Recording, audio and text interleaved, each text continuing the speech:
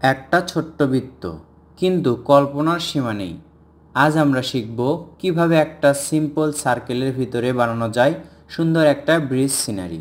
একটু মনোযোগ দিয়ে দেখুন, আমরা একটি পেন্সিল দিয়েই দৃশ্যটি আঁকব। ভিডিও দেখো, উৎসাহ রাখো, শিখে যাও, আঁকতে থাকো। একটা ভালো ছবির পিছনে শুধু হাতের গতি থাকে না, মন, ধৈর্য আর শেখার ইচ্ছে। প্রতিদিন একটু করে করে উন্নতি করলেই তৈরি হবে তোমার নিজের আঁকার জগৎ। আমরা আগেও বলেছি, যখন বৃত্তের মাঝে একটি দৃশ্য আঁকা হয় তা দেখতে অনেক সুন্দর হয়। অনেক ড্রয়িংয়ের ভিডিও সুন্দর লাগে, দেখে মনে হয় এই দৃশ্যটা অনেক কঠিন হবে। যখন আঁকতে নেওয়া হয় তখন সেটা সহজ হয়ে যায়। আপনার কাছে যে দৃশ্যটি সুন্দর মনে হবে সেটাই দেখে আঁকতে বসুন। অবসর সময়গুলোকে কাজে লাগান, নিজে আঁকুন এবং অন্যকেও শেখান। ছবি আঁকা অনেক ভালো শখ।